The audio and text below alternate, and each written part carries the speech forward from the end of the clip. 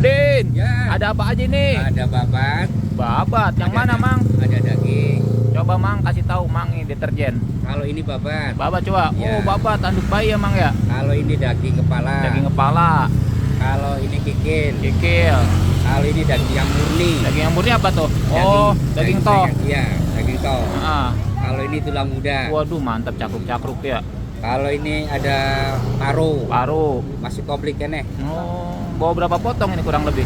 Kurang lebih bawa 90 potong. 90 potong. Oke, sepotongnya berapa Mang? Masih 10.000. Kalau pakai nasi? Kalau pakai nasi 13.